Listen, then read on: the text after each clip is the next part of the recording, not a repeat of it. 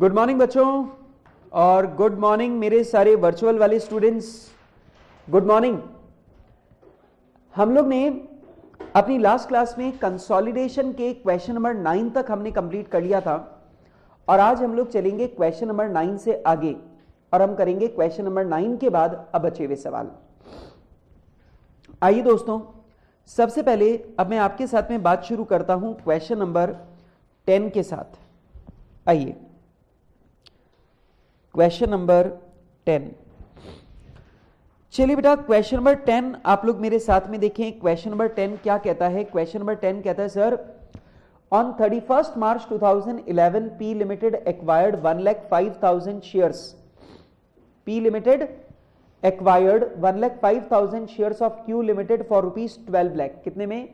12 लाख में। The balance sheet of Q Limited on that date was as under, और बेटा उस दिन 31st March 2011 को P Limited की जो बैलेंस शीट थी वो कुछ इस प्रकार थी। Fixed asset, current asset 1.5 lakh equity share है, 10 रुपए का एक fully paid up pre incorporation profit है, P&L अकाउंट है और ट्रेड पेबल्स भी आपको यहां पे दे रखे हैं। क्वेश्चन कहता है on 31st March 2017 the summarised balance sheet of the two companies were as follows. अब ध्यान से देख रहे हो बेटा, आपको यहां पे क्यू लिमिटेड की बैलेंस शीट दे रखी है 31st March 2011 की, जब आपने ये शेयर खरीदा था, ठीक है। और फिर आपको बैलेंस शीट दे रखी है 31st March 2017 की, जो आज का दिन है। आगे सवाल कह रहा है The summarized balance sheet were as follows. Fixed asset 1,05,000 equity shares in Q Limited at cost 12 lakh. Current asset दे रखी है, इक्विटी शेयर दे रखा है बिफोर बोनस इशू। हाईलाइट कर लो, हाईलाइट करो। हाँ जी, सवाल कह रहा है कि जो इक्विटी शेयर है 10 रुपए का एक फुल्ली पेड है और ये बिफोर बोनस इशू आपको दे रखा है। सिक्योरिटी प्रीमियम है, प्री इनकॉर्पोरेशन प्रॉफिट है। तुमको मालूम है pre incorporation profit capital profit होता है। हाँ जी, जनरल रिजर्व है, P&L अकाउंट है, ट्रेड पेबल है। सुनो, directors of Q limited made bonus issue on 31st March 2017 in the ratio of 1 equity share for ₹10 each, fully paid for every 2 equity share held on that date. सवाल कह रहा है Q limited के directors ने 31st March 2017 को हर 2 के बदले एक बोनस शेयर इशू किया, 10 रुपए का एक, ठीक। और प्लीज एक बात ध्यान से देखो, बैलेंस शीट के अंदर share capital before bonus issue है, इसका मतलब जो रिजर्व दे रखे हैं वो भी बिफोर बोनस इशू हैं। ओके, सवाल कर रहा है calculate as on 31st March 2017 cost of control capital reserve. बेटा कॉस्ट ऑफ कंट्रोल बोलो या गुडविल बोलो, एक ही बात है, ठीक है। गुडविल को कॉस्ट ऑफ कंट्रोल भी बोलते हैं यहां पर। Minority interest consolidated P&L in each of the following cases. तो बेटा आपको गुडविल या कैपिटल रिजर्व बताना है, माइनॉरिटी इंटरेस्ट बताना है और कंसोलिडेटेड P&L भी आपको बताना है। इन दोनों केसेस में पहला before issue of bonus share और दूसरा immediately after issue of bonus share. मतलब आपको ये कैलकुलेट करके बताना है कि अगर बोनस शेयर इशू नहीं हुए होते तो क्या होता और बोनस शेयर अगर इशू हो गए तो क्या होगा। It may be assumed that bonus share were issued out of pre acquisition profit post acquisition profit using general reserve. आपको बेटा ये अज्यूम करना है, हाईलाइट करिए। आपको ये अज्यूम करना है कि जो बोनस शेयर हैं वो हमने पोस्ट इनकॉर्पोरेशन प्रॉफिट से इशू किए हैं और पोस्ट एक्विजिशन प्रॉफिट भी कहां से? जनरल रिजर्व से। आपको कंसोलिडेटेड बैलेंस शीट बनानी है किसके बाद? बोनस इशू के बाद। तो आपको कंसोलिडेटेड मतलब बाकी सारी कैलकुलेशन तो 2 तरीके से करनी है, बोनस के पहले, बोनस के बाद। लेकिन आपको जो कंसोलिडेटेड बैलेंस शीट बनानी है वो आपको बनानी है बोनस के बाद, ठीक है। चलिए, क्वेश्चन बहुत बहुत बहुत अल्टीमेट क्वेश्चन है, क्वेश्चन बहुत अच्छा सवाल है। प्लीज मेरी बात को पूरे ध्यान से सुनिएगा। चलो बेटा एक बात मुझे बताओ कि मैंने जिस दिन शेयर खरीदा मुझे उस दिन का प्रॉफिट का बैलेंस पता है, मुझे आज का बैलेंस पता है, तो आप मुझे बताइए क्या मैं करंट ईयर का प्रॉफिट कैलकुलेट कर सकता हूं, हाँ कि ना? अच्छा, तो सबसे पहला मैं बनाऊंगा वर्किंग नोट नंबर 1। सबसे पहले मैं बनाऊंगा वर्किंग नोट नंबर 1, और वर्किंग नोट नंबर 1 का हेडिंग डाल दीजिए calculation of current year profits. हाँ जी, calculation of current year profits. अब यहां पे मैंने बना लिया है रिजर्व्स अकाउंट, और रिजर्व्स अकाउंट में मैं क्या करूंगा, मैं कॉलम्स बना रहा हूं। कॉलम्स किसके? पहला कॉलम मैंने बना लिया प्री इनकॉर्पोरेशन प्रॉफिट का।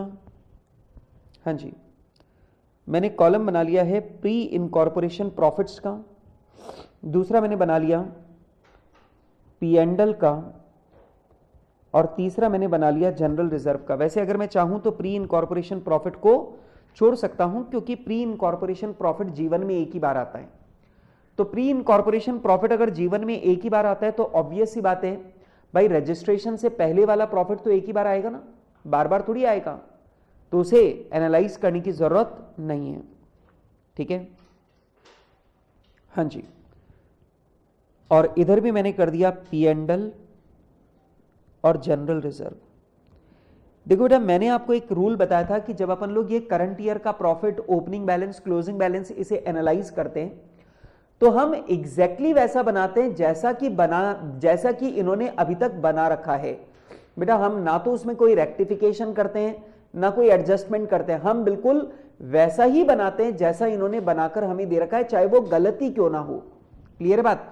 तो मैंने आप लोगों को क्या बताया था कि हम लोग जो यहां पे निकालते हैं वो हमेशा जो हम लोग ये एनालिसिस करते हैं उसमें हम P&L और जनरल रिजर्व वैसा ही बनाएंगे जैसा अभी तक बना हुआ है। चलो, सबसे पहला मुझे बताओ by opening balance. Opening balance से मेरा मतलब है कि जब मैंने 31 मार्च 2011 को यह शेयर खरीदा था उस टाइम पर P&L का बैलेंस था 60,000 और जनरल रिजर्व का बैलेंस है नील। सही बात है? और आज बेटा 31 मार्च 2017 है, और आज जो मेरे क्लोजिंग बैलेंस है, मेरी बैलेंस शीट को देखो, मेरी बैलेंस शीट में जो क्लोजिंग बैलेंस है वो है बेटा जनरल रिजर्व 19,05,000 का, और P&L का जो बैलेंस है वो है 4,20,000 का। बेटा आप मुझे बताइए, सवाल पहले ही बता चुका है कि अभी तक हमने बोनस शेयर इशू की एंट्री नहीं की है, तो मेरे को जो P&L और जनरल रिजर्व का बैलेंस शीट में दे रखा था बिल्कुल मैंने वैसा का वैसा ही लिया है। अब अगर मैं बैलेंसिंग फिगर निकालूंगा तो क्या मेरे पास पोस्ट एक्विजिशन प्रॉफिट आ जाएगा? तो लीजिए बेटा, बैलेंसिंग फिगर से मैंने निकाल दिया पोस्ट एक्विजिशन प्रॉफिट, और हमारा पोस्ट एक्विजिशन प्रॉफिट इधर आ जाएगा 3,60,000 और इधर आ जाएगा 19,05,000, टोटल 420, टोटल 19,05,000, 4,20,000 और 19,05,000। क्लियर है मेरी बात? हाँ जी, क्लियर है बिल्कुल मेरी बात। अब ये कैलकुलेशन करने के बाद में प्रॉफिट, करंट ईयर का जो प्रॉफिट है वो लेने के बाद, निकालने के बाद फिर आपको पता है हमें प्रॉफिट के टुकड़े करने पड़ते हैं खरीदने से पहले और खरीदने के बाद। तो आइए बेटा working note number 2, analysis of profit. सबसे पहले बात करते हैं जनरल रिजर्व की। अपने को इसे दो कैटेगरी में डिवाइड करना है, खरीदने से पहले और खरीदने के बाद। जल्दी से मुझे बताएं ओपनिंग बैलेंस कितना? ओपनिंग बैलेंस कितना? बेटा जनरल रिजर्व का कोई ओपनिंग बैलेंस नहीं है, हाँ जी बेटा, सही बात है। फिर बताओ, हमने खरीदने के बाद पोस्ट एक्विजिशन प्रॉफिट, खरीदने के बाद कितना प्रॉफिट कमाया? 19,05,000।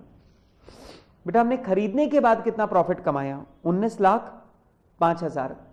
अच्छा, तो आप मुझे बताइए, मेरे पास वो बैलेंस आ गया जो मेरी बैलेंस शीट में अभी दिख रहा है। तो मेरी बैलेंस शीट में जो बैलेंस अभी दिख रहा है 19,05,000, वो मेरे पास यहां पर आ गया। बोलो हाँ कि ना। बेटा पहले सवाल में आपसे पूछा है कि आपको बोनस इशू से पहले आपको काम करके बताना है। तो आप मुझे बताइए, बोनस इशू से पहले आपको कैलकुलेशन करनी है, इसका मतलब मैं बोनस इशू के बारे में कोई एडजस्टमेंट ना करूं, क्योंकि मुझे बोनस इशू के बिना कैलकुलेशन करके बतानी है। तो ये लीजिए बेटा, ये मेरे पास आ गया क्लोजिंग बैलेंस। अगर बात करें पी एंड एल की, खरीदने से पहले, खरीदने के बाद, तो आप अकाउंट को देखकर मुझे बताएं, जो ओपनिंग बैलेंस है वो कितना है? बताओ ओपनिंग बैलेंस कितना है? 60,000 का। ऑब्वियस सी बात है, ये मेरे खरीदने से पहले का है। और अब बताओ खरीदने के बाद में, खरीदने के बाद में मैंने कितना प्रॉफिट कमाया? हाँ जी बेटा, ये बताओ पी एंड एल में कोई rectification, adjustment, change in accounting policy कुछ भी है क्या? नहीं सर, इस सवाल में कुछ भी नहीं है। तो लीजिए बेटा, मेरे पास यहां पर आ गया पी एंड एल का क्लोजिंग बैलेंस। और बेटा जो मेरे पास पी एंड एल का क्लोजिंग बैलेंस आया वो आ गया 420। 60 और 360 420। लेकिन 420 में से अपने पास क्लासिफिकेशन आ गया कि खरीदने से पहले का 60 है और खरीदने के बाद का 360 है। क्लियर बात? चलो अब आते हैं मेन कैलकुलेशन पे। वर्किंग नोट नंबर 3, या वर्किंग नोट नंबर 3 की जगह आप कर दीजिए सॉल्यूशन, और सॉल्यूशन में ले लीजिए पॉइंट नंबर 1। सॉल्यूशन में ले लीजिए पॉइंट नंबर 1। पक्की बात? हेडिंग डालो, कैलकुलेशन ऑफ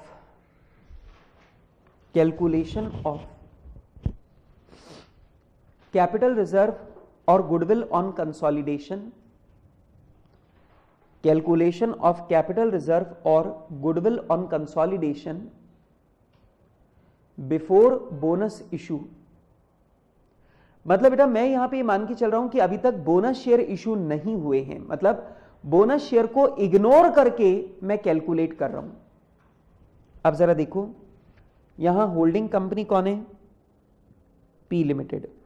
आप जानते हो हमने एक गलती की है, हाँ, शेयर होल्डिंग पैटर्न नहीं निकाला। तो कोई बात नहीं, आप निकाल लेना।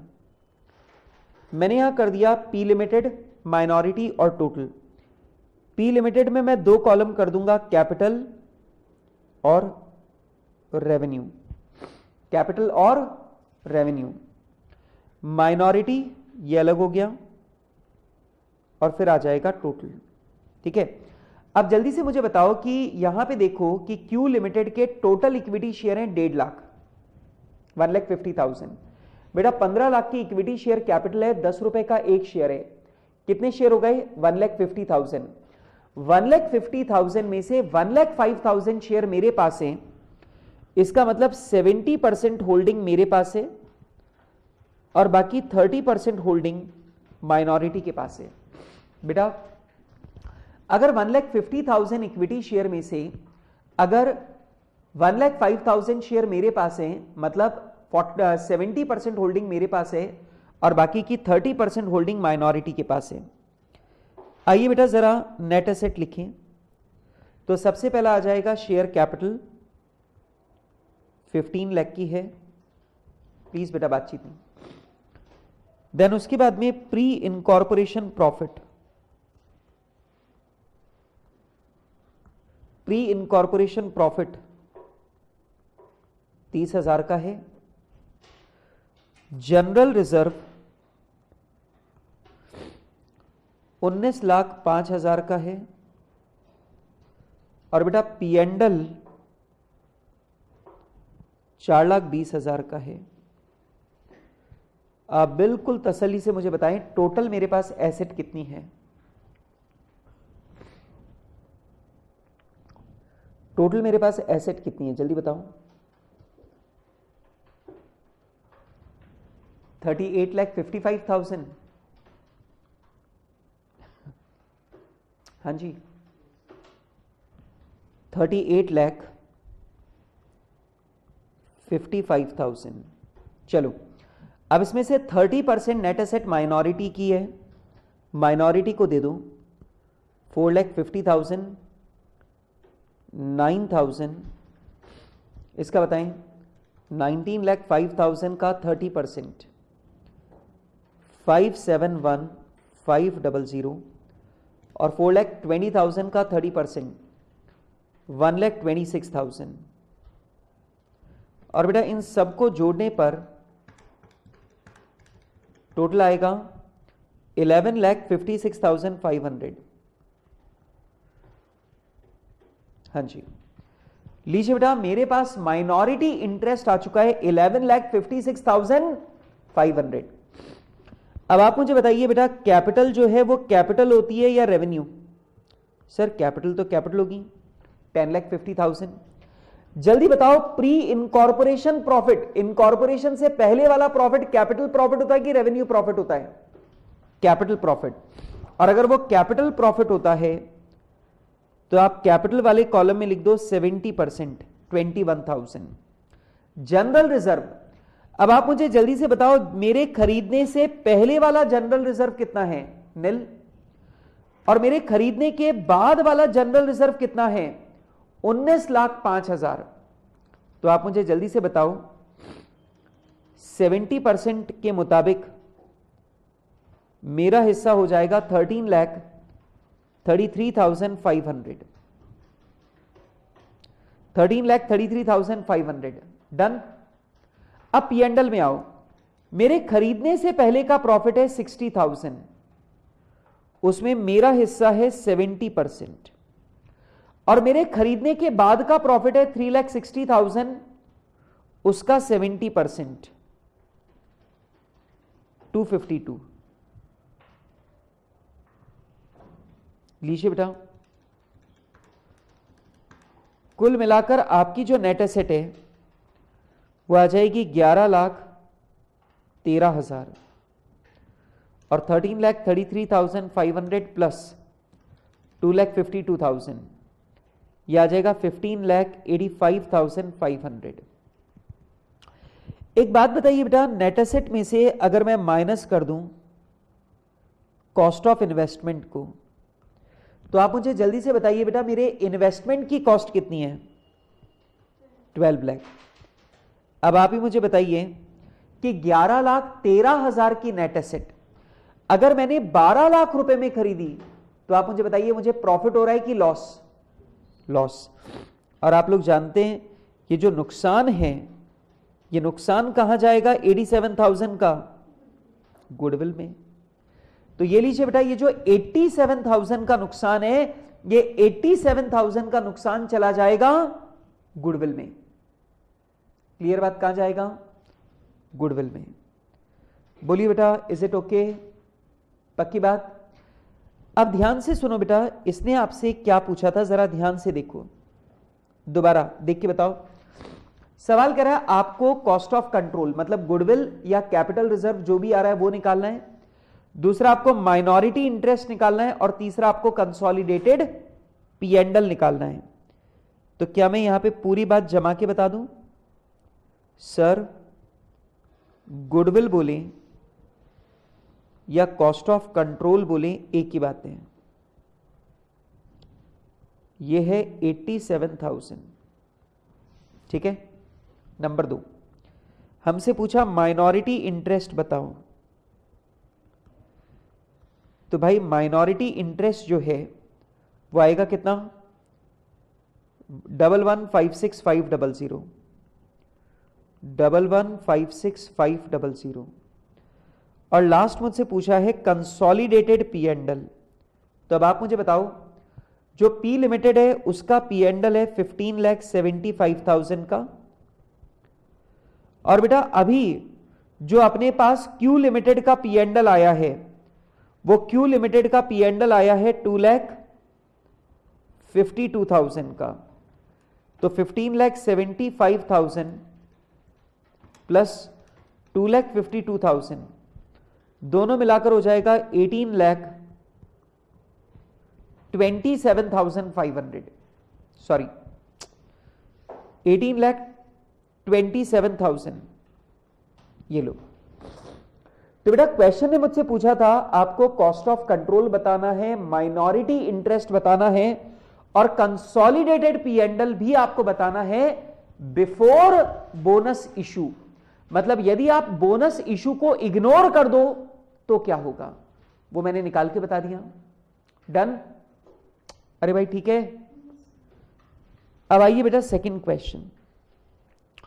सेकंड क्वेश्चन कहता है, मान लीजिए आपने बोनस शेयर इशू कर दिए जनरल रिजर्व के पैसों से, और वो भी कौन से वाले? पोस्ट एक्विजिशन वाले। तो आप मुझे बताइए उस कंडीशन में आपका जवाब क्या होगा? आप जो पूछूं सोच के बता पाओगे? हाँ जी, ये बताओ जनरल रिजर्व में तो सारा का सारा प्रॉफिट पोस्ट एक्विजिशन ही है, हाँ कि ना? अब ये सवाल बहुत सिंपल है। आफ्टर बोनस इशू, बेटा आप लिखेंगे नहीं कोई भी, क्योंकि मैं काटूंगा, मिटा दूंगा मैं, इसलिए सुनो। अब यहां पे बेटा पी लिमिटेड है, इसको हम दो कैटेगरी में बांट लेते हैं, कैपिटल और रेवेन्यू। ये लीजिए बेटा, इसको हमने दो कैटेगरी में बांट लिया, कैपिटल और revenue 70%, minority that is 30%, and total ठीक है। सबसे पहला शेयर कैपिटल। अब लिखना मत, आराम से सोचना और सोच के मुझे बताना। फिर दूसरा है pre incorporation profit. Pre incorporation profit है 30,000 का। देन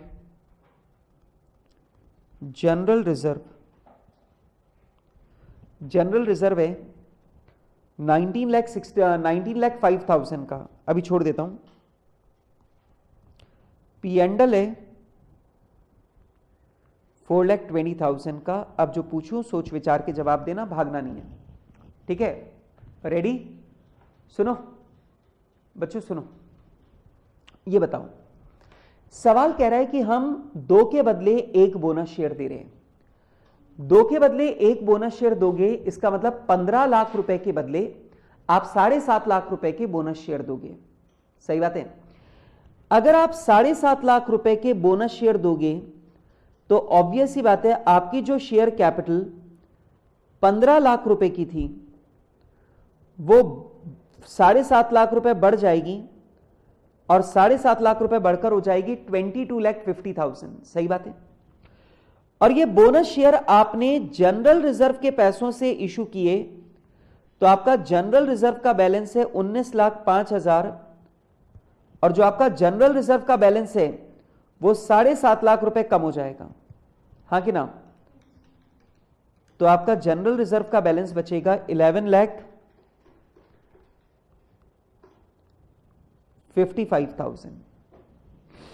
अगर आपको किसी को दिक्कत हो तो मुझे जल्दी बताना। हाँ जी बेटा, अगर आपने जनरल रिजर्व के पैसों से 7.5 लाख के बोनस शेयर इशू किए तो आपकी शेयर कैपिटल बढ़ जाएगी और आपका जनरल रिजर्व कम हो जाएगा। 2 के बदले 1 तो 15 लाख के बदले 7.5 लाख। ठीक, अब सुनो बेटा, 22,50,000 का 70% मेरे पास है, 15,75,000, और बाकी का 30% माइनॉरिटी के पास है, 6,75,000। कई बच्चे बोलते हैं लेकिन सर बोनस शेयर मिलने की बात तो आपका प्रोपोर्शन बढ़ जाएगा ना। मैंने बोला भाई बोनस शेयर भी 70% मेरे को मिलेंगे और 30% माइनॉरिटी को मिलेंगे, तो ऑब्वियस ही बात है बोनस शेयर के पहले भी 70-30 का रेशो रहेगा और बोनस शेयर के बाद भी रेशो 70-30 का ही रहेगा। अच्छा, आप जानते हो बेटा प्री इनकॉर्पोरेशन प्रॉफिट का 30% माइनॉरिटी को दे दो और बाकी 70% पी को दे दो। और एक बात ध्यान रखो, पी में जो मैंने प्रॉफिट लिया वो सारा का सारा कैपिटल में क्यों लिया? क्योंकि pre incorporation profit capital profit होता है। जनरल रिजर्व, अब आप मुझे जल्दी से ये बताओ कि ये जो जनरल रिजर्व था ये तो सारा का सारा जनरल रिजर्व पोस्ट एक्विजिशन था, प्री एक्विजिशन जनरल रिजर्व है ही नहीं। देखो आप ध्यान से देखो, आपके पास कोई प्री एक्विजिशन जनरल रिजर्व है ही नहीं, आपके पास तो सारा का सारा जनरल रिजर्व क्या है? Post acquisition. तो आप मुझे जल्दी से ये बताओ कि बोनस शेयर के बाद जनरल रिजर्व बचा 11,55,000 का, इसका 70% अपना है 8,08,500 और 30% माइनॉरिटी का है 346,500। अरे सही है बेटा, बेटा 70% हमारा है और 30% माइनॉरिटी का है। पी एंड एल की बात करें तो बेटा मेरे शेयर खरीदने से पहले का प्रॉफिट है 60, उसका 70% मेरा है 42। बेटा शेयर खरीदने के बाद का प्रॉफिट है 3,60,000, उसका 70% मेरा है 2,52,000। और बेटा पूरे प्रॉफिट का 30% माइनॉरिटी का है 1,26,000। तो आप मुझे जोड़ के बताओ कुल मिला के नेट एसेट कितनी आ रही है? लीजिए बेटा कुल मिला के नेट एसेट है 16,38,000,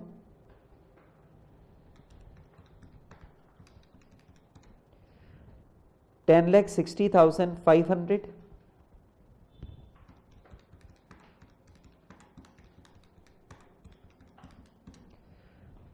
11,56,500,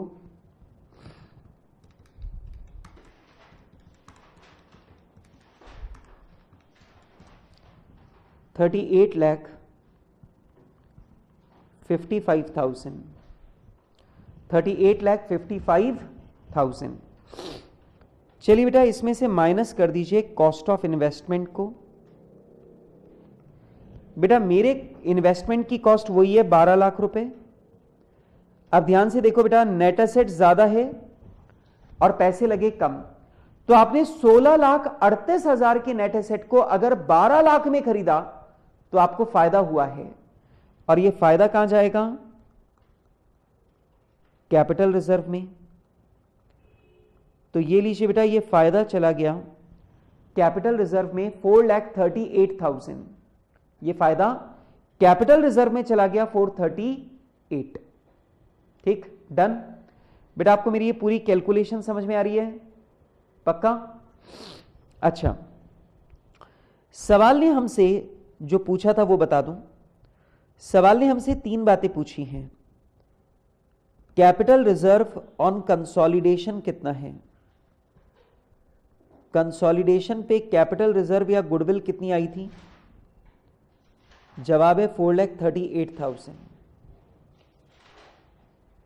माइनॉरिटी इंटरेस्ट कितना है? अब तुमने नोटिस नहीं किया होगा पर माइनॉरिटी इंटरेस्ट में कोई चेंज नहीं आया। ऐसा क्यों? मैं तुमसे पूछ रहा हूं माइनॉरिटी इंटरेस्ट में कोई चेंज नहीं आया, क्यों? क्योंकि भाई जो जनरल रिजर्व पहले जनरल रिजर्व के रूप में मिलता था वही जनरल रिजर्व अब कैपिटल के रूप में मिलने लग गया, तो भाई माइनॉरिटी इंटरेस्ट तो सेम ही आएगा ना। बेटा सुनो, इधर जो पैसा पहले इधर जनरल रिजर्व के रूप में मिल रहा था वो पैसा अब इधर शेयर कैपिटल के रूप में मिल गया। तो जो पैसा पहले जनरल रिजर्व के रूप में मिल रहा था वो पैसा अब आपको शेयर कैपिटल के रूप में मिल गया। तो ऑब्वियस सी बात है आपका टोटल जो नेट एसेट है वो तो सेम ही आएगा ना।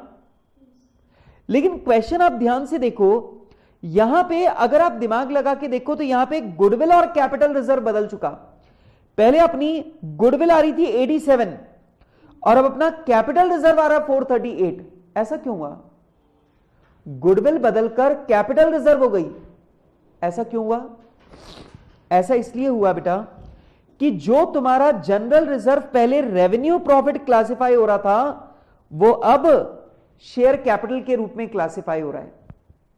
जरा सुनो, तुम्हारा जो प्रॉफिट पहले जनरल रिजर्व रेवेन्यू प्रॉफिट के रूप में पकड़ में आ रहा था वो रेवेन्यू प्रॉफिट के रूप में पकड़ में आने के बजाय अब वो शेयर कैपिटल बनके वो कैपिटल वाले हिस्से में शिफ्ट हो गया।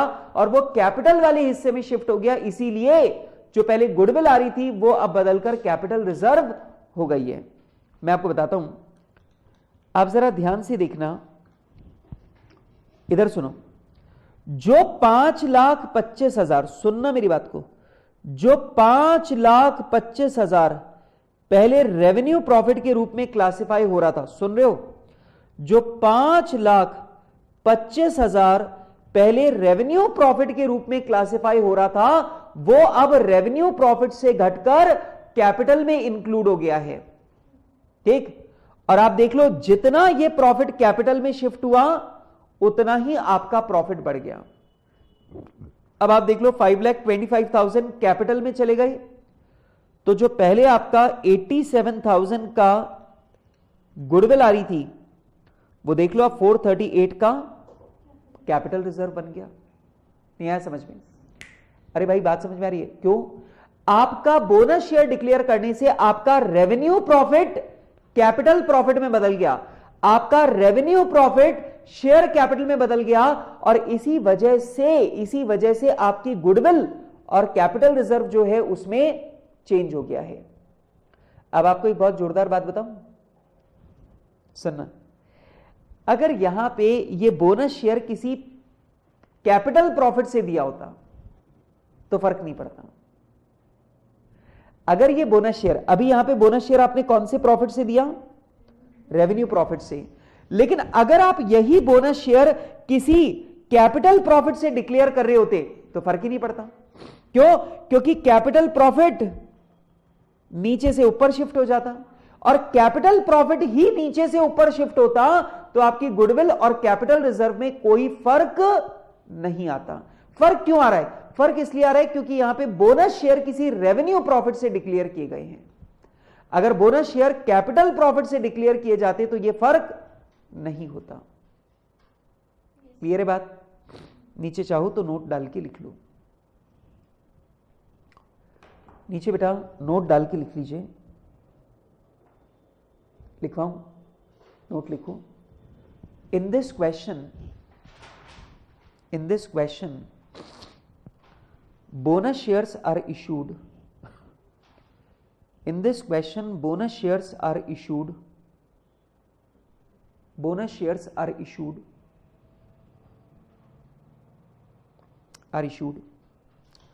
from revenue profits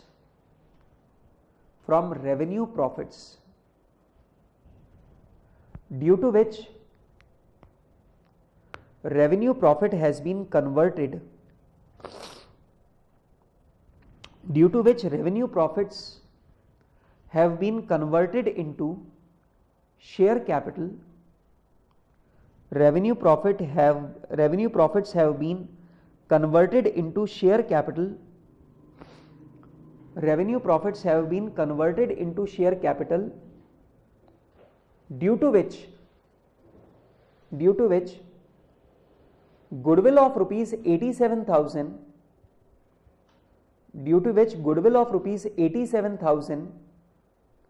has turned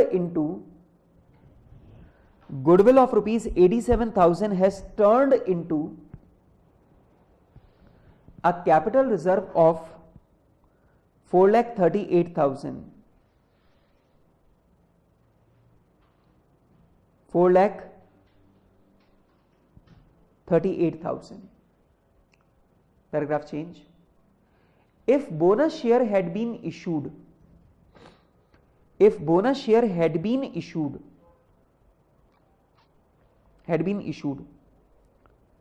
from capital profits,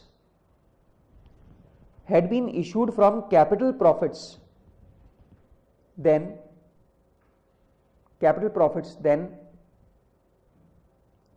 goodwill and capital reserve would not have changed. Then goodwill and capital reserve would not have changed. तो बेटा गुडविल और कैपिटल रिजर्व चेंज नहीं हुए होते. क्लियर है बात? बेटा आपको ये बात हमेशा ध्यान रहेगी कि ये सिर्फ कब बदलेगा, जब बोनस रेवेन्यू प्रॉफिट से डिक्लेयर हो रहा होगा. क्लियर बात? अच्छा, कई बच्चे बोलते सर आपने सीधे 525 कैसे निकाले? बेटा 7.5 लाख का बोनस था, मुझे तो 70% ही मिला है ना, तो मेरे लिए तो 7,50,000 में से 70% ही तो मिला, 525. सही है? क्लियर बात? चलो, अब सवाल हमसे कह रहा है आपको कंसोलिडेटेड बैलेंस शीट बनानी है बोनस इशू के बाद वाली. इसका मतलब आपको ये वाला चार्ट लेकर आपको बैलेंस शीट बनानी है. बना सकते हो बेटा? आपके पास कंसोलिडेटेड पी एंड एल भी मैं निकाल के दे देता हूं. कंसोलिडेटेड पी एंड एल कितना है बेटा? पी लिमिटेड का पी एंड एल है 15,75,000 और क्यू लिमिटेड से पी एंड एल मिला 252. तो 15,75,000 प्लस 252 कुल मिला के 18,27,000. देख लो, ये तो जो पहले था वही अभी है, जो पहले था वही अभी भी. और ऐसा क्यों? क्योंकि आपने पीएनएल से बोनस शेयर इशू नहीं किए. चलो जल्दी से मुझे बताओ, कंसोलिडेटेड बैलेंस शीट बना सकते हो या मैं बनाऊं? चलो मैं बना देता हूं. चलिए बेटा मैं बना देता हूं. अब देखिए क्वेश्चन नंबर 11 को पढ़ो मेरे साथ में. क्या कह रहा है? Maharaj limited purchase 24,000 shares in Navjot limited at ₹15 by issue of 8% premium. ठीक है, चलिए अब बेटा सबसे पहले तो यहां पर सुनो. चलिए बेटा करेक्शन कीजिए. यहां पे देखो ये करेक्शन है. Maharaj limited purchased 24,000 shares in Navjot limited at ₹15 by issue of 8% debentures, at 20% premium. सवाल ये कह रहा है कि भाई साहब हमने नवजोत लिमिटेड के 24,000 इक्विटी शेयर खरीदे 15 रुपए की रेट में और पेमेंट करने के लिए हमने 8% इंटरेस्ट वाले डिबेंचर इशू किए, वो भी 20% प्रीमियम पर. Okay, on the date of purchase that is 31 March 2016 the balance sheets were as under rupees in thousands. सवाल कह रहा है हमने ये शेयर खरीदे 31 मार्च 2016 को और उस दिन जो हमारी बैलेंस शीट है वो कुछ इस प्रकार थी. कैसे? नॉन करंट एसेट में दे रखा है फिक्स्ड एसेट, और बेटा अदर नॉन करंट एसेट में दे रखा है प्रिलिमिनरी एक्सपेंसेस. करंट एसेट में दे रखा है inventory, debtor, cash and cash equivalent मुझे दे रखा है. इधर शेयर कैपिटल है, रिजर्व एंड सरप्लस में जनरल रिजर्व और पीएनएल है, और करंट लाइबिलिटीज में ट्रेड क्रेडिटर्स मुझे यहां पे दे रखे हैं. सवाल कह रहा है Maharaj limited made profit of ₹80,000 and 1 lakh during the year 16-17 and 17-18 after providing for depreciation of ₹30,000 and 20,000 respectively. सवाल कह रहा है महाराज लिमिटेड ने 2 साल में 1,80,000 का प्रॉफिट कमाया कुल 50,000 का डेप्रिसिएशन लगाने के बाद. ₹10,000 has been transferred to general reserve every year. और सवाल कह रहा है बेटा कि हमने हर साल जनरल रिजर्व में 10,000 जो है वो ट्रांसफर किया. 10% dividend had been declared in both the years. और बेटा हमने दोनों ही वर्षों में 10% डिविडेंड भी डिक्लेयर किया है. It has been decided to write down investment to face value of shares in 10 years and to provide for the share of loss in subsidiary।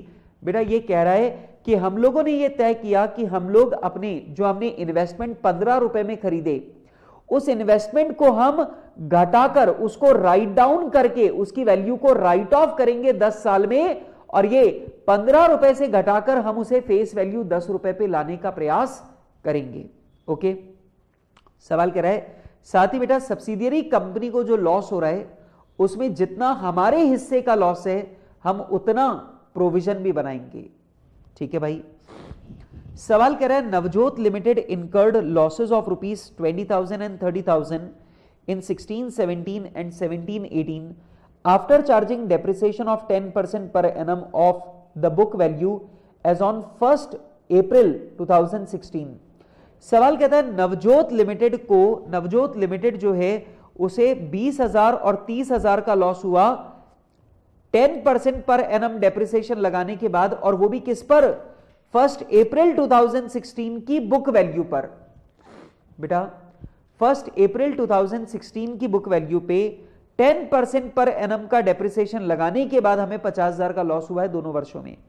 आपको बेटा कंसोलिडेटेड बैलेंस शीट तैयार करनी है। बेटा आपको कंसोलिडेटेड बैलेंस शीट तैयार करनी है। बेटा एक बात मुझे बताओ, मुझे बैलेंस शीट दे रखी है 2 साल पहले की और कंसोलिडेटेड बैलेंस शीट मुझे बनानी है 2018 मतलब 2 साल बाद की। तो आप मुझे बताइए सबसे पहला काम मुझे क्या करना चाहिए? मुझे ऐसा लगता है कि सबसे पहला काम जो मुझे करना चाहिए वो शेयर होल्डिंग पैटर्न निकालना चाहिए। नंबर 2, शेयर होल्डिंग पैटर्न निकालने के बाद फिर उसके बाद में मुझे आज की बैलेंस शीट बनानी चाहिए और आज की दोनों की अलग अलग बैलेंस शीट बनाऊं और उसके बाद मैं कंसोलिडेशन का काम शुरू करूं जैसा होता है। बोलो हाँ कि ना? तो बेटा 2 साल पहले की बैलेंस शीट से पहले आपको अब तक पे आना पड़ेगा। कैसे? आइए जी, वर्किंग नोट नंबर 1,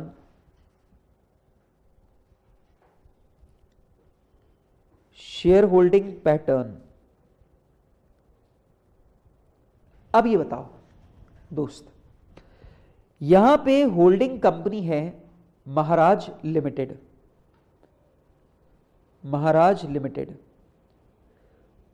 और दूसरे हैं minority.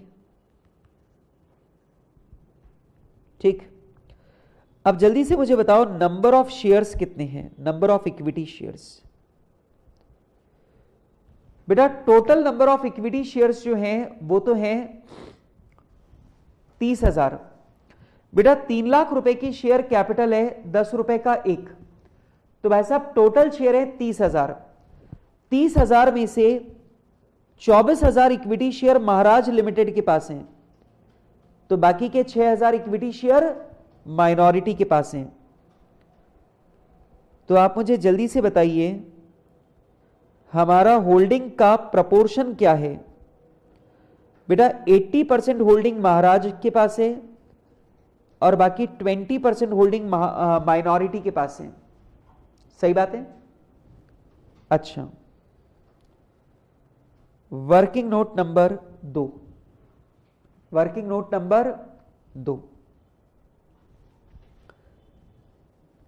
Calculation of closing balances.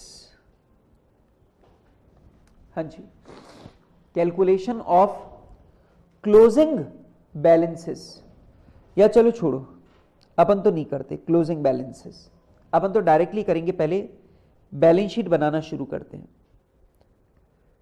तो लीजिए बेटा मैं करूंगा बैलेंस शीट एज एट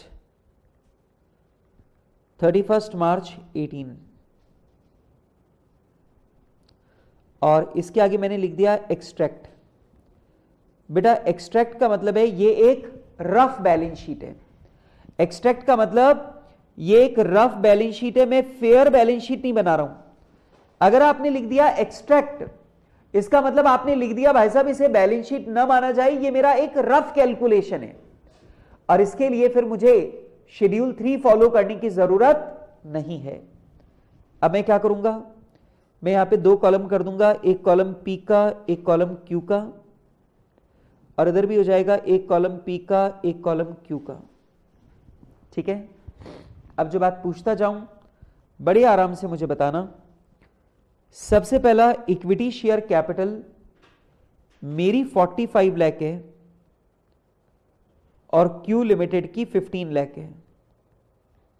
मेरा एक छोटा सा सवाल आपसे यह है, जल्दी से ये बता दो कि ये जो इक्विटी शेयर कैपिटल मेरी है ये मैंने एज इट इज लिख दी, क्यों? क्योंकि इस 2 साल में कोई कैपिटल इशू के बारे में मुझे नहीं बताया। सिक्योरिटी प्रीमियम, सिक्योरिटी प्रीमियम बेटा क्यू लिमिटेड में कोई सिक्योरिटी प्रीमियम नहीं है। ठीक, हाँ जी, ओके। हम लोग, मैं फिगर उसकी लिख दी मैंने। ओहो, तो बोलना चाहिए ना सर आप क्या कर रहे हो सर। ओके ठीक है, तो कोई बात नहीं, मैं चेंज कर देता हूं। इधर आ गया 5 लाख और इधर भी मुझे चेंज करना पड़ेगा ना, मुझे करना पड़ेगा महाराज नवजोत, महाराज नवजोत। ओके, ये आ जाएगा 5 लाख और इधर आ जाएगा 3 लाख। अब तो ठीक है, ओके। अब जरा यहां पे देखो, सबसे पहला रिजर्व एंड सरप्लस में मैं बात करता हूं सिक्योरिटी प्रीमियम की। इसका मतलब अभी भी सिक्योरिटी प्रीमियम की बात करूंगा। देख लो तुम, मैंने सही लिखा था, सिक्योरिटी प्रीमियम आएगा। कैसे आएगा जरा इधर ध्यान से सुनो। सब बच्चे लिखना बंद और इधर ध्यान से सुनो। वर्किंग नोट नंबर 3, एक एक करके पूरी ध्यान से दिमाग लगा के सुनना। ठीक है, सुन रहे हो तुम? हाँ जी सुन रहे हैं। अब जरा ध्यान लगा के सुनो। सवाल की पहली लाइन को देखो। सवाल कह रहा है हमने 24,000 इक्विटी शेयर 15 रुपए की रेट से खरीदा और इसका पेमेंट करने के लिए हमने 8% डिबेंचर इशू किए, वो भी 20% प्रीमियम पे। तो आप मुझे बताइए आप एंट्री क्या करेंगे? आप एंट्री करेंगे investment in equity shares of Navjot limited account debit. Navjot limited के इक्विटी शेयर में आपने इन्वेस्ट किया कितना पैसा? 3,60,000। कई बच्चे बोलते हैं सर 3,60,000 कैसे हुआ? 24,000 इक्विटी शेयर 15 रुपए की रेट से खरीदे। और बताओ 24,000 इक्विटी शेयर अगर तुम 15 रुपए की रेट से खरीदोगे तो तुम्हारा इन्वेस्टमेंट कितना हुआ? 3,60,000। सही बात है। 2, अब आपने पेमेंट करने के लिए डिबेंचर इशू किए और वो भी 20% प्रीमियम पे, टू 8% डिबेंचर्स, और जगह छोड़ के लिखो 2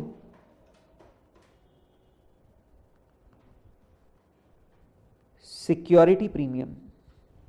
मेरी बात को सुनना बेटा, एक बात बताओ, अगर 100 रुपए का डिबेंचर है तो हमने इशू किया 120 में। इसका मतलब अगर अपन ने डिबेंचर 120 में इशू किया है तो 100 रुपए की 100 रुपए फेस वैल्यू है और बाकी का 20 रुपए प्रीमियम के पैसे हैं। तो बताओ अगर मैंने 3,60,000 के लिए डिबेंचर इशू किए तो जो डिबेंचर इशू किए उनकी फेस वैल्यू क्या है? 3 लाख।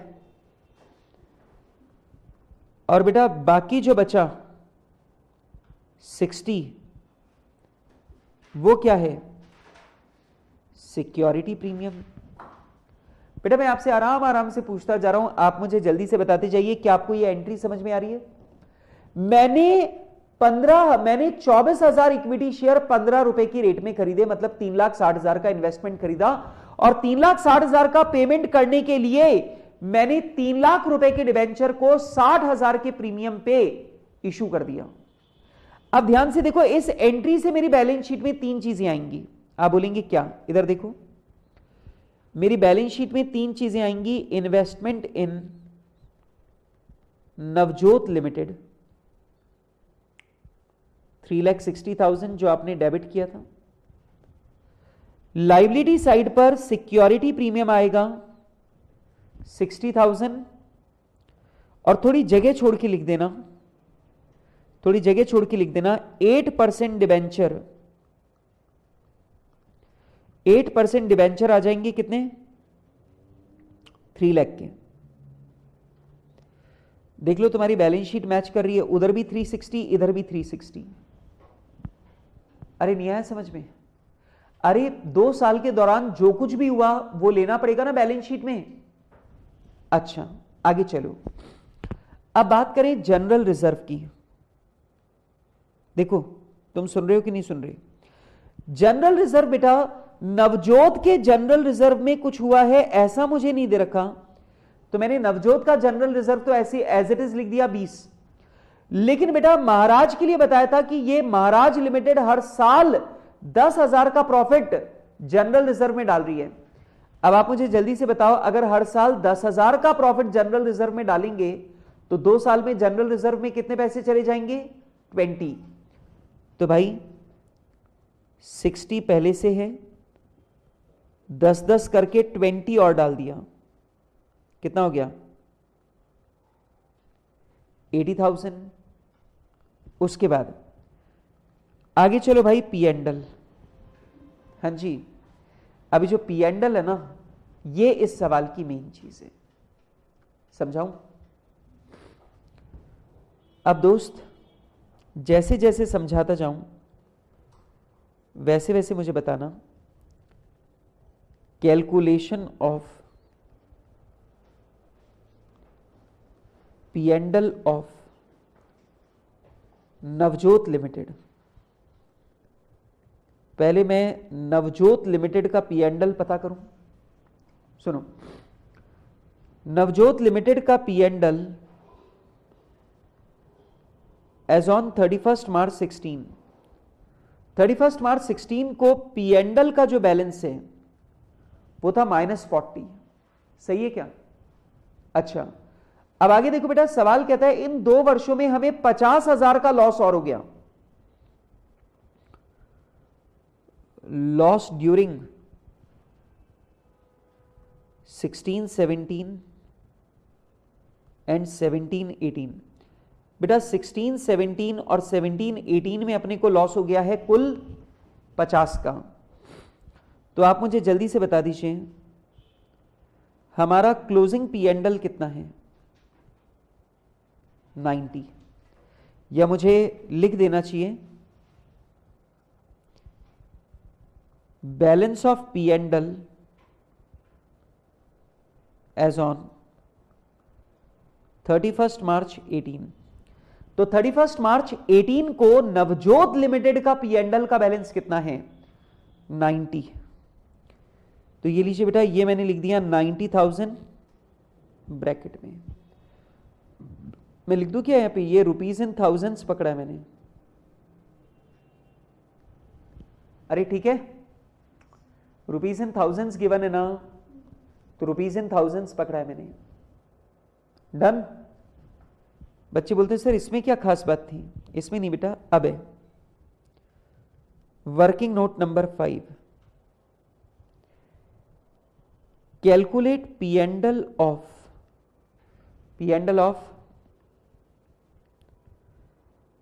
महाराज लिमिटेड। हाँ जी, लीजिए बेटा, balance of P and L as on 31 मार्च 16 कितना? 40। ऊपर लिख देते हैं रुपीज इन थाउजेंड्स। अब जल्दी से बताओ, सवाल ये कह रहा है कि मैंने इन 2 वर्षों में 80,000 का और 1 लाख रुपए का प्रॉफिट कमाया, प्लस प्रॉफिट अर्न्ड। हाँ जी बेटा, 1,80,000 का प्रॉफिट कमाया, जोड़ लूं? लेकिन ध्यान से देखो, साफ लिखा हुआ है कि ये प्रॉफिट डेप्रिसिएशन घटाने के बाद वाला है। ओके, अब ये बताओ, हर साल 10,000 का प्रॉफिट जनरल रिजर्व में डाल रहा हूं, तो आप मुझे बताइए 2 साल में कितना प्रॉफिट जनरल रिजर्व में जाएगा? 20। हाँ जी 20, वो मैंने कम कर दिया। आगे सवाल कहता है हमने हर साल 10% डिविडेंड डिक्लेयर किया है। अब आप जल्दी से मुझे बताओ कि जो महाराज लिमिटेड है उसकी कैपिटल कितनी है? 500, थाउजेंड्स में बोले तो 500। 10% डिविडेंड कितना होता है? कितना? 10% डेप्रिसिएशन, सॉरी 10% डिविडेंड 50। 2 साल का डिविडेंड कितना? 500 रुपए की कैपिटल पे 10% डिविडेंड है, 1 साल का 50, 2 साल का कितना? 100। लो बेटा 2 साल में आपने 100 रुपए का डिविडेंड बांट दिया, डन। आगे सवाल कहता है हमने ये तय किया कि हम जो हमारा इन्वेस्टमेंट है, जो हमने 24,000 इक्विटी शेयर खरीदे थे 15 रुपए की रेट से, उसे हम 15 रुपए से घटाकर 10 रुपए की फेस वैल्यू तक लेकर आएंगे। हम उसे राइट डाउन करेंगे 15 से लेकर 10 तक। लेकिन ये राइट डाउन करने का काम हम करेंगे कितने साल में? 10 साल में। तो आप मुझे बताइए इन्वेस्टमेंट रिटन डाउन, क्या मैंने इन्वेस्टमेंट को राइट डाउन किया है? कितना बेटा? 24,000 इक्विटी शेयर हैं जिन्हें मुझे 5 रुपए राइट डाउन करना है, लेकिन 10 साल में।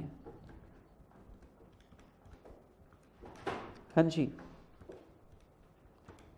10 साल में। तो बेटा 1 साल में कितना राइट डाउन करना है? 12। 2 साल में 24। बेटा 24,000 है, थाउजेंड्स में बोले तो 24। बेटा सही है क्या? पक्का।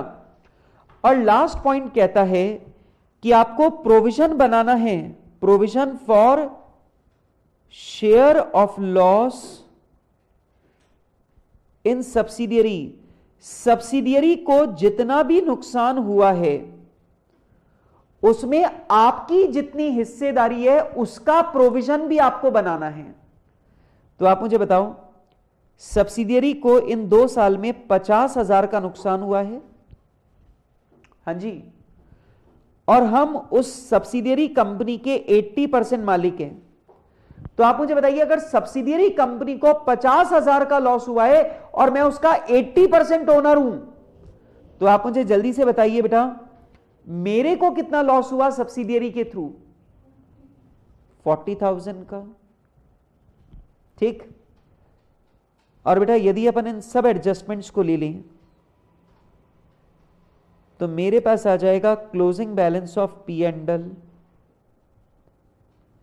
एज एट 31 मार्च 18।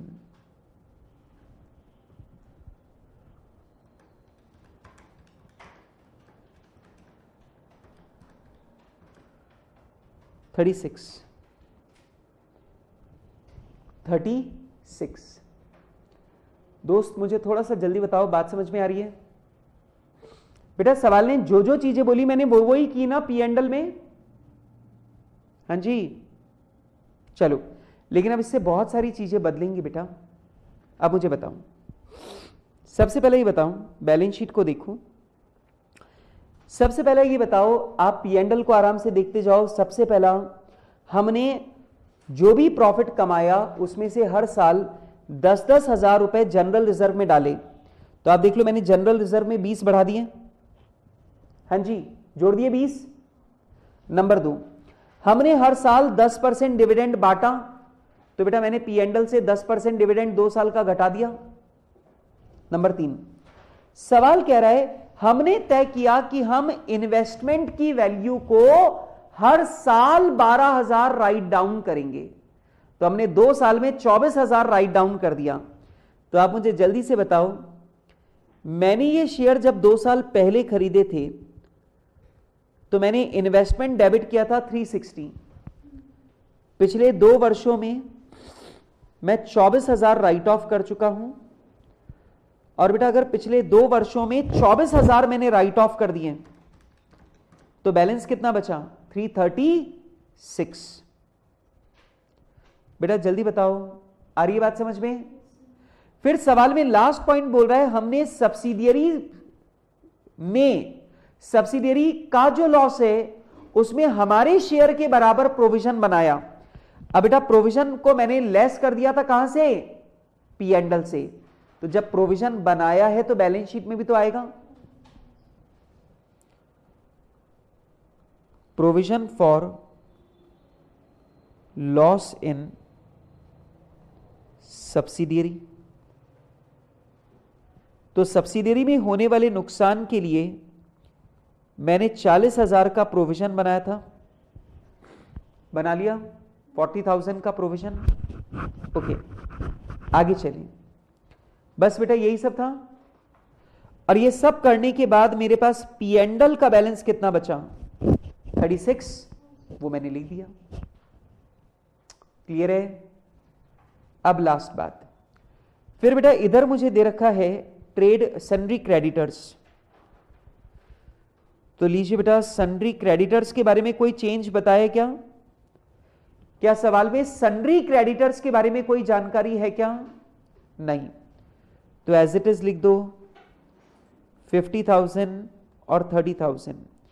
बेटा मुझे इस सवाल में सन्ड्री क्रेडिटर्स के बारे में कोई जानकारी नहीं दे रखी, तो मैंने मान लिया इनमें कोई भी चेंज नहीं हुआ।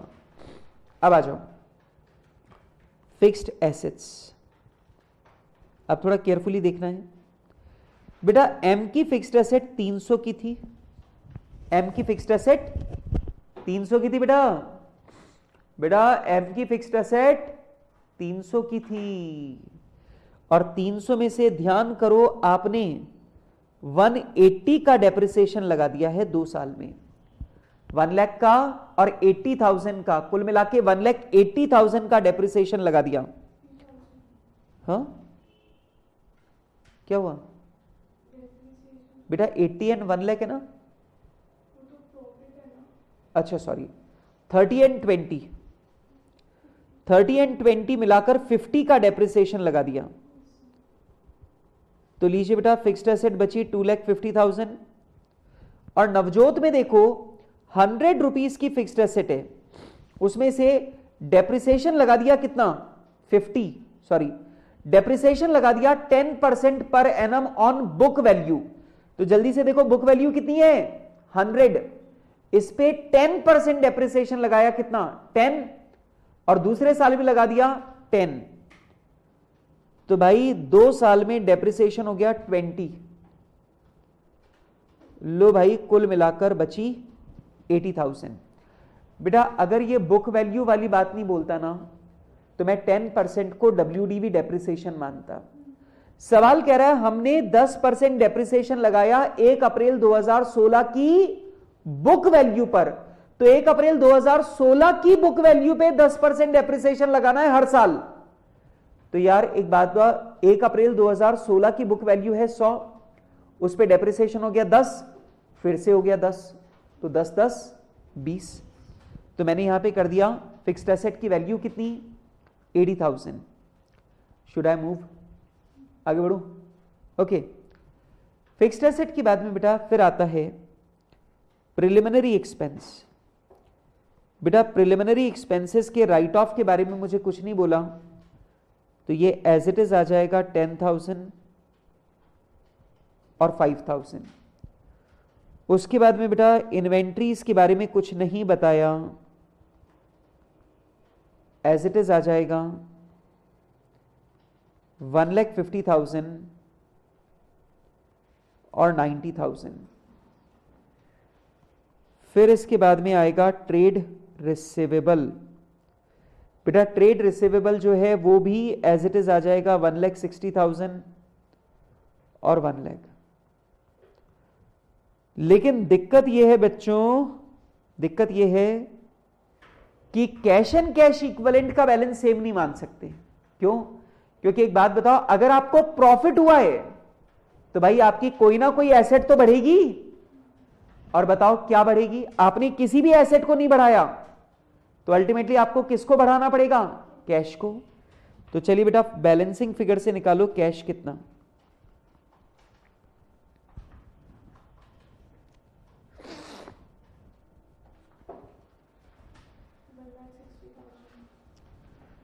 हाँ जी बेटा जल्दी से मुझे बताइए कितना।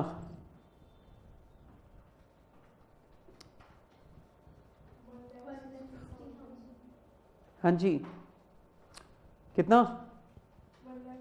1,60,000 लिख दूं? 1,60,000 तो आ गया इसका, और इसका कितना आ रहा है?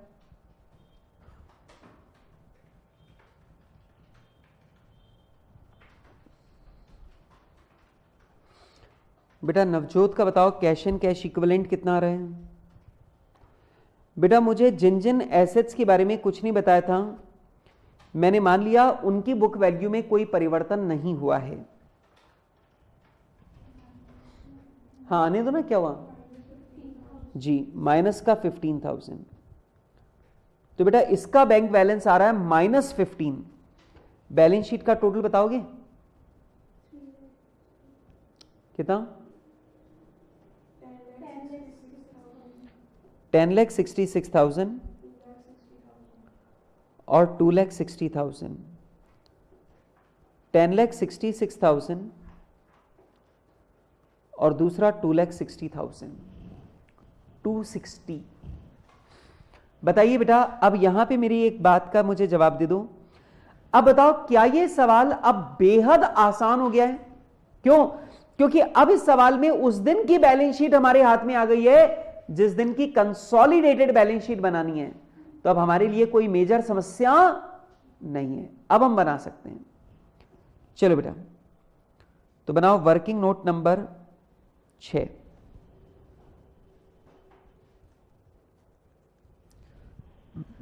वर्किंग नोट नंबर 6 लिखिए। Analysis of profits. ये बताओ, एनालिसिस ऑफ प्रॉफिट्स में आप मुझे बताओ, सबसे पहला मैं या चलो सबसे पहला मैं कर लेता हूं P&L के बारे में। हाँ जी, अब मैं यहां पे P&L के बारे में आपसे बात करने जा रहा हूं, और प्लीज सावधानी रखना, होल्डिंग कंपनी के P&L में दिमाग मत लगाओ, सब्सिडियरी में लगाना है तुमको दिमाग, ठीक है? आपको दो चीजें बतानी है, खरीदने से पहले, खरीदने के बाद, ठीक है? सबसे पहला मुझे दे रखा है बैलेंस ऑन 31 मार्च 16। 31 मार्च 16 को मेरा P&L का जो बैलेंस था बच्चों, वो P&L का बैलेंस कितना था? हाँ जी, -40। ये मेरे खरीदने से पहले का है, ये मेरे खरीदने से पहले का है। अच्छा, प्रॉफिट लॉस आफ्टर 31 मार्च 16। 31 मार्च 16 के बाद में बेटा मुझे 50,000 का लॉस हुआ है। तो जो 50,000 का लॉस है ये सारा का सारा खरीदने के बाद का है।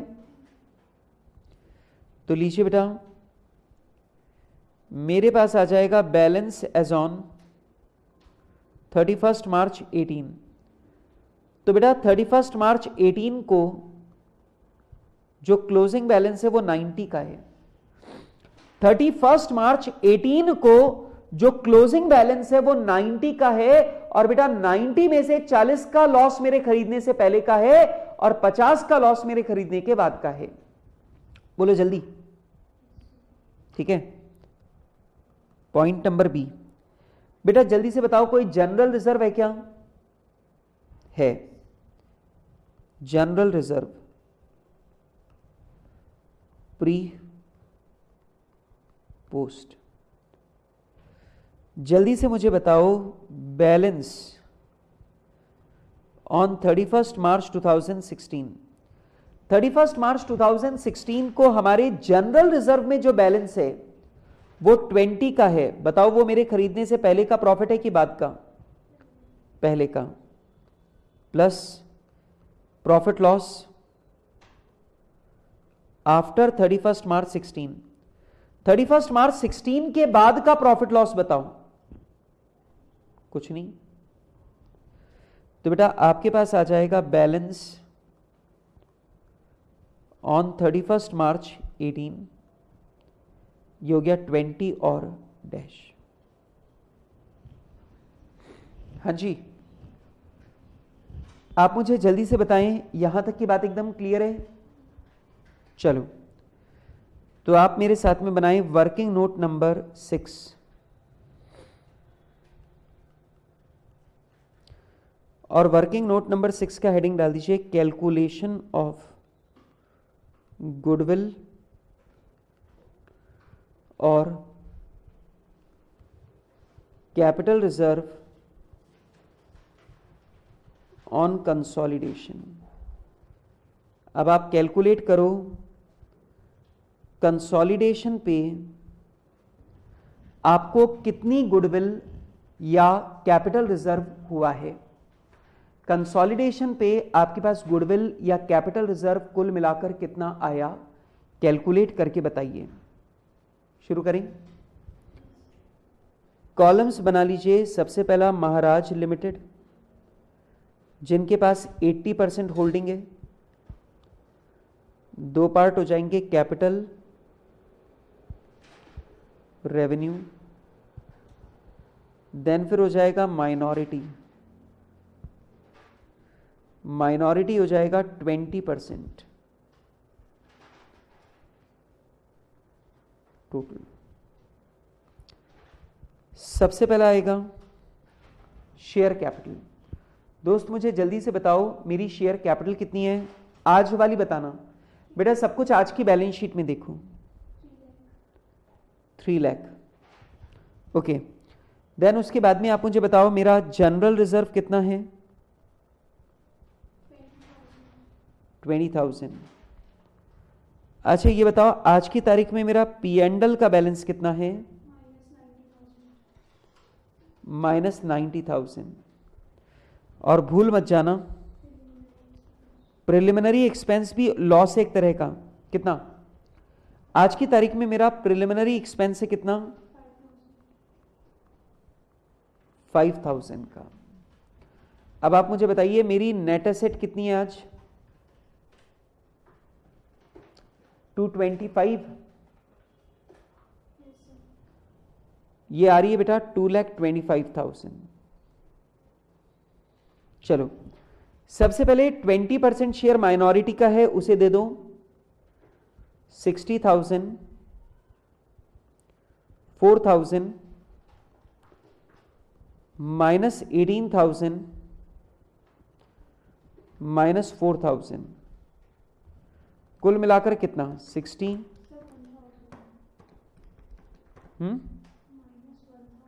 यस, -1, तो आ जाएगा 60,000, 4,000 -19,000। बेटा ये आ रहा है 45,000। माइनॉरिटी इंटरेस्ट 45 का है। अब बेटा मेरा हिस्सा 80% है, तो शेयर कैपिटल मैंने कैपिटल में डाल दी। बेटा जनरल रिजर्व 20,000 का पूरा प्री एक्विजिशन है, ये पूरा का पूरा कैपिटल प्रॉफिट है। कैपिटल में ले लो 80%, 16,000। P&L की बात करें तो ध्यान दो बेटा 40,000 का लॉस खरीदने से पहले का है, उसका 80% 32,000 मेरा है। और बेटा खरीदने के बाद का लॉस 50,000 है, उसका 80% मेरा है 40,000। तो देख लो बेटा खरीदने से पहले का लॉस है 32 और खरीदने के बाद का लॉस है 40। और ध्यान रखना तुमने 40,000 का प्रोविजन भी बना रखा है, तुमने 40,000 के लॉस का प्रोविजन बना रखा है। ये देखो इधर तुमने 40,000 के लॉस का प्रोविजन बना रखा है, ठीक है। आइए बेटा अब आइए कैपिटल। अच्छा प्रिलिमिनरी एक्सपेंसेस में बेटा आप तो जानते हो प्रिलिमिनरी एक्सपेंस कैपिटल एक्सपेंस है, कैपिटल में डाल दीजिए। कुल मिलाकर कितना बताओ, 48 + 16 -32,000 -4,000, कुल मिला के 28,000। और ये हो जाएगा 40,000। अच्छा, मैंने 48 कर दी। सर आज आप बड़ी मिस्टेक कर रहे हो सर। कोई बात नहीं बेटा, इरेजर किस लिए होता है? 240 प्लस 16 माइनस 36, भाई 220 आ रहा है। अब ठीक है बेटा, ये बताओ ये 220 की नेट एसेट आपने कितने रुपए में खरीदी? बेटा 2,20,000 की जो नेट एसेट है ये आपने खरीदी कितने में? सर खरीदी 360 में थी, लेकिन आज मेरी बैलेंस शीट में उसकी कॉस्ट कितनी बची है? 336। तो बेटा ऑब्वियस ही बात है आज की कॉस्ट ही तो देखी जाएगी। तो आप मुझे जल्दी से बताइए 2,20,000 की नेट एसेट अगर 3,36,000 में खरीदी तो खरीदने में नुकसान हुआ और ये नुकसान जाएगा गुडविल में 1,16,000। बेटा ये नुकसान जाएगा गुडविल में और गुडविल में चले गए 1,16,000 रुपए। बेटा अगर आपको मेरी पूरी बात समझ में आ रही हो तो मैं आगे चलूं? पक्का? चलो अब आ जाओ सॉल्यूशन पे। ओह माय गॉड सर, अब जाके सॉल्यूशन आया है। हां अब सॉल्यूशन आया है, क्योंकि अब अपने को बनानी है सीबीएस। लिखें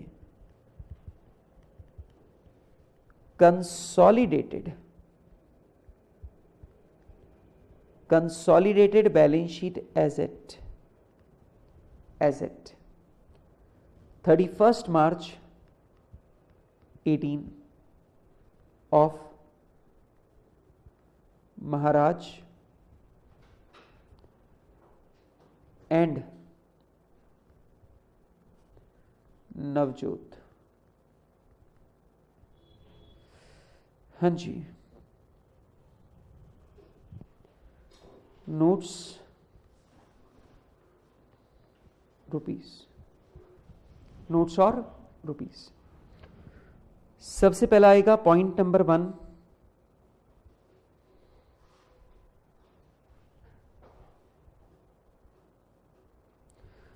और हेडिंग डाल दीजिए first point, equity and liabilities. Equity and liabilities में सबसे पहला आ जाएगा शेयर होल्डर्स फंड्स। हाँ जी, सबसे पहला आएगा शेयर होल्डर्स फंड्स, और शेयर होल्डर्स फंड्स में आएगा सबसे पहला शेयर कैपिटल, नोट नंबर 1। दूसरा reserves and surplus, note number 2। Reserve and surplus, note number 2। फिर आएगा बेटा point number B, minority interest. जल्दी से बताइए बेटा माइनॉरिटी इंटरेस्ट कितना आया था? कितना? ये लो भाई, माइनॉरिटी इंटरेस्ट है 45,000 का। उसके बाद में आएगा point number C, non current liabilities. Non current liabilities बेटा आपको पता है नॉन करंट लाइबिलिटीज में मेरे पास सिर्फ एक ही चीज है, लॉन्ग टर्म बोरोइंग्स। इसके लिए बेटा मैं बनाऊंगा नोट नंबर 3, और उसके बाद में आएगा point number D, current liabilities. और बेटा करंट लाइबिलिटीज में आएगा trade payable. Trade payable note number 4। हाँ जी, नोट नंबर 4। ओके जी बेटा, और ऐसा करने पर यहां पर हम लोग लगा देंगे टोटल। फिर आएगा सेकंड पार्ट। आएगा ना, क्यों नहीं आएगा? बताता हूं अभी कहां आएगा। एसेट्स में देखो, अब सब बच्चे एसेट्स में देखो, सबसे पहला आएगा नॉन करंट एसेट्स, और ये लीजिए बेटा नॉन करंट एसेट्स में सबसे पहला आएगा fixed assets. Fixed assets, fixed assets में सबसे पहला आएगा टेंजिबल, जिसके लिए मैं बनाऊंगा नोट नंबर 5, और दूसरा इनटेंजिबल, जिसके लिए मैं बनाऊंगा नोट नंबर 6। ठीक है, फिक्स्ड एसेट के बाद में बेटा और कोई नॉन करंट एसेट है क्या मेरी? Yes, B, non current asset. और बेटा मेरी जो नॉन करंट एसेट्स हैं, मेरी जो नॉन करंट एसेट है उसमें एक ही चीज है, सॉरी मुझे लिखना चाहिए पूरा, अदर नॉन करंट एसेट। बेटा मेरी अदर नॉन करंट एसेट में सिर्फ एक ही चीज है, प्रिलिमिनरी एक्सपेंस। और ये लीजिए बेटा प्रिलिमिनरी एक्सपेंस मेरे पास आ जाएगा कितना? 10,000। अब बच्चे मुझे बोलते हैं सर आपने प्रिलिमिनरी एक्सपेंस सिर्फ 10 क्यों लिखा, आपने सब्सिडियरी का क्यों नहीं लिखा? इधर देखो बेटा, सब्सिडियरी का जो प्रिलिमिनरी एक्सपेंस था उसमें से 1 माइनॉरिटी को चला गया, सुन रहे हो, 1 माइनॉरिटी को चला गया, 4 मेरे पास आया, और जो 4 मेरे पास आया वो मेरे इन्वेस्टमेंट की कॉस्ट में एडजस्ट हो गया। और बेटा जो मेरे पास सब्सिडियरी कंपनी का प्रिलिमिनरी एक्सपेंस आया था 4,000 का, वो मेरे इन्वेस्टमेंट की कॉस्ट में एडजस्ट हो गया, और वो मेरे इन्वेस्टमेंट की कॉस्ट में एडजस्ट हो गया, इसलिए मुझे उसे अलग से बैलेंस शीट में लिखने की जरूरत नहीं है। क्लियर है बात? ओके, आगे चलते हैं। इसके बाद में आएगा बेटा पॉइंट नंबर बी, अब आ जाएगा करंट एसेट्स। हाँ जी, अब यहां पर आ जाएगा बच्चों करंट एसेट्स, और बच्चों करंट एसेट्स में सबसे पहले आएगा इन्वेंट्रीज। सुन रहे हो तुम? सबसे पहले आएगा इन्वेंट्रीज, इसके लिए मैं बना दूंगा नोट नंबर 7। फिर उसके बाद आएगा ट्रेड रिसीवेबल, यह आ जाएगा ट्रेड रिसीवेबल नोट नंबर 8, और लास्ट आएगा cash and cash equivalent note number 10। ये लो, अरे ठीक है, चलो तो बनाओ मेरे साथ नोट्स टू अकाउंट्स। सर ये सवाल बहुत लंबे और बोरिंग है सर।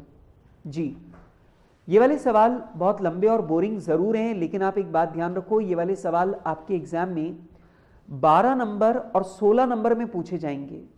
तो आप ये समझो जितनी मेहनत आपसे करवाई जा रही है वो 12 नंबर और 16 नंबर के लिए है, तो बहुत इंपॉर्टेंट है, इसलिए ध्यान दो। चलिए बेटा अब आगे चलते हैं, बात करते हैं शेयर कैपिटल की।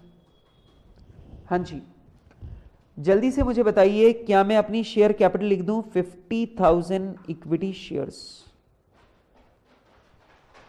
Of ₹10 each, fully paid 5 lakh. Okay, note number 2, reserves and surplus. Reserves and surplus में सबसे पहला आएगा सिक्योरिटीज प्रीमियम।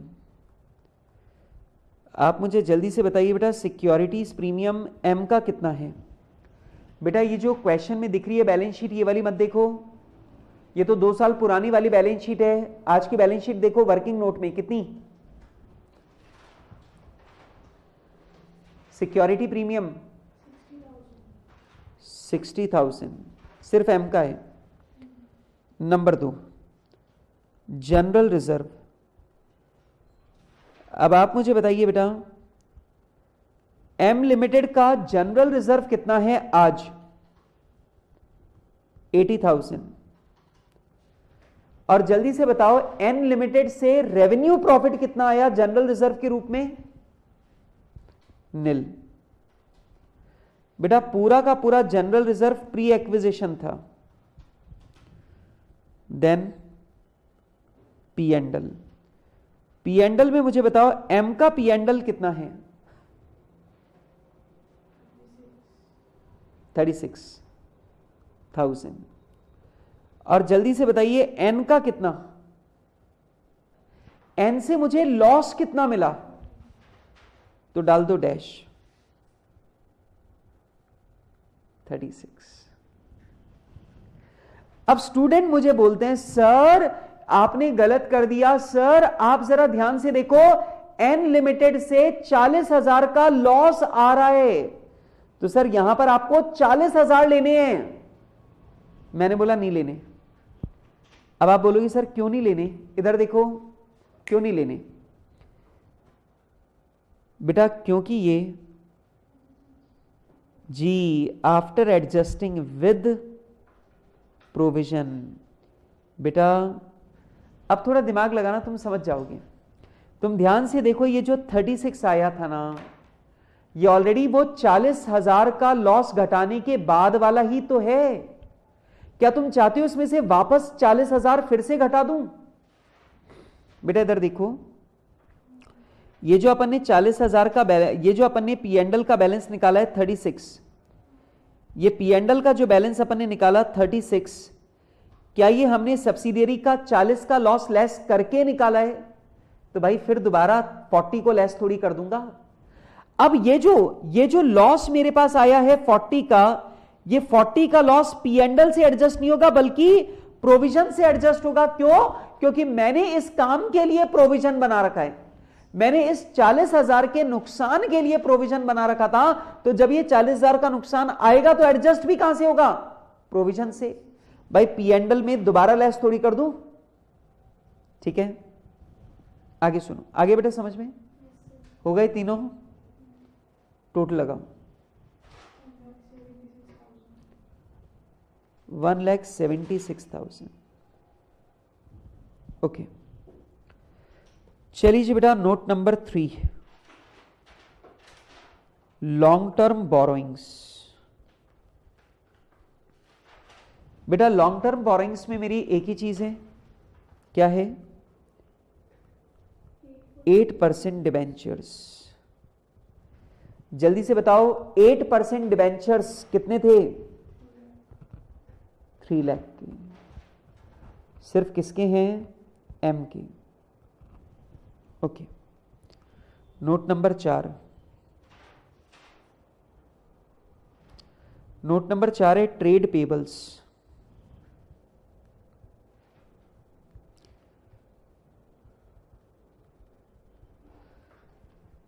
ट्रेड पेबल्स देखो एम का कितना है?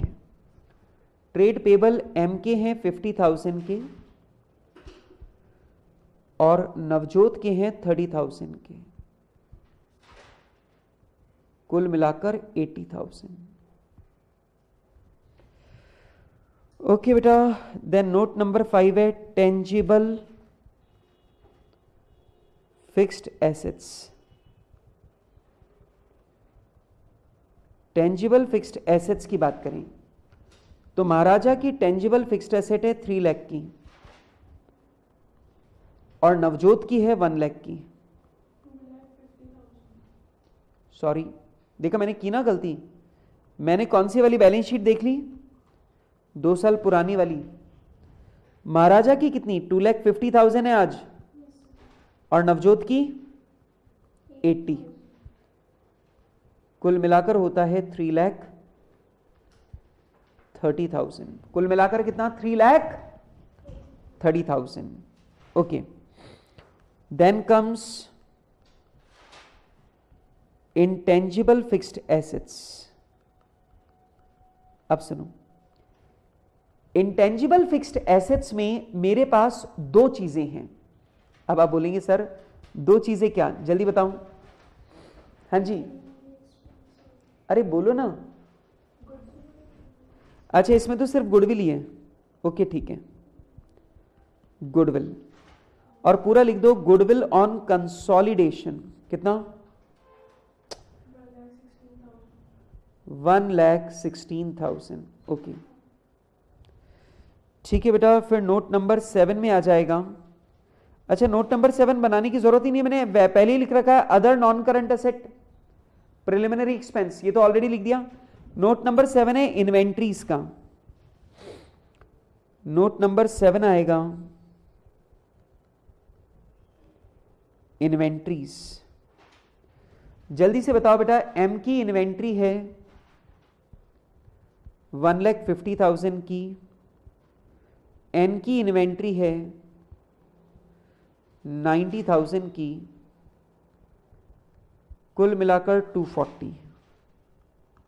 Number 8 trade receivable. Trade receivable की बात करें तो बेटा एम का ट्रेड रिसीवेबल कितना है, 1,60,000, और एन का ट्रेड रिसीवेबल है 1 लाख, कुल मिलाकर 260।